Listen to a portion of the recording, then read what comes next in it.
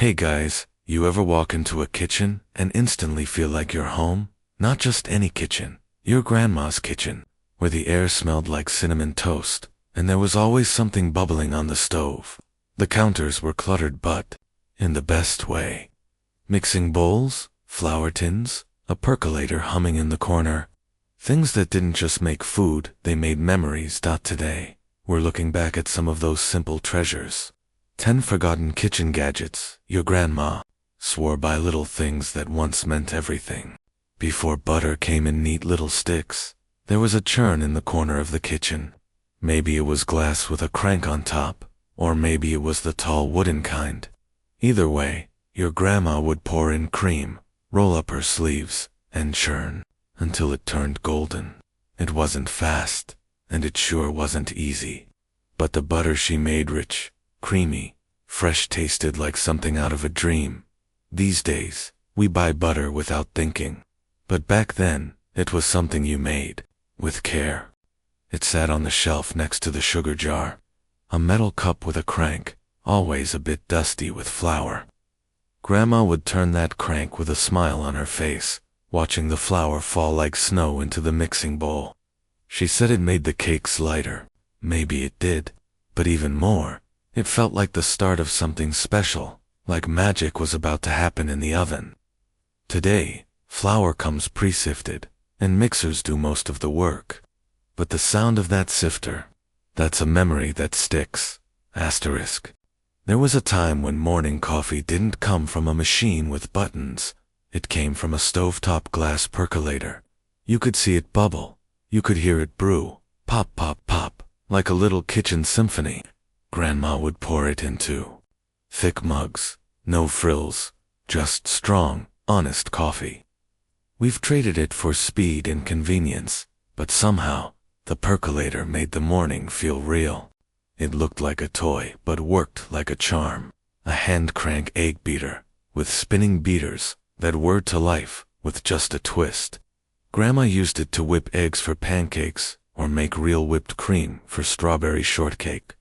No batteries, no cords, just a bowl, a steady hand, and a bit of joy. Sometimes she'd let the kids take a turn and you felt important, like you were helping build something delicious. Now it's buried in drawers, or long gone. But back then, it was part of the rhythm of home, tucked by the stove, wrapped in foil, or maybe just covered with an old lid, sat the grease can. After frying bacon, Grandma never poured the drippings down the drain. She saved them. That grease made everything better: biscuits, gravy, green beans, even eggs. It was her secret flavor weapon. Sure, it wasn't exactly healthy, and we're told not to do it now. But let's be honest, some things just tasted better back then. It only came out once a year, but when it did, you knew the holidays were here. A metal cookie press, with little discs that made trees, stars, and hearts out of buttery dough. Grandma would line them up on a baking sheet, one by one, like she was decorating joy. The whole kitchen smelled like vanilla and warmth. Today, we buy cookies in boxers, but those little pressed shapes, they tasted like childhood. Long before crushed ice came from the fridge door, it came from a block in the freezer. Grandma would take out her ice pick, grip it tight, and chip away like she was carving a glacier. You'd hear the sharp crack of metal hitting ice, then watch her fill glasses for lemonade on a hot day. It was loud, kind of dangerous, and completely normal. Now, most folks wouldn't even recognize one. But for her, it was just part of keeping summer cool.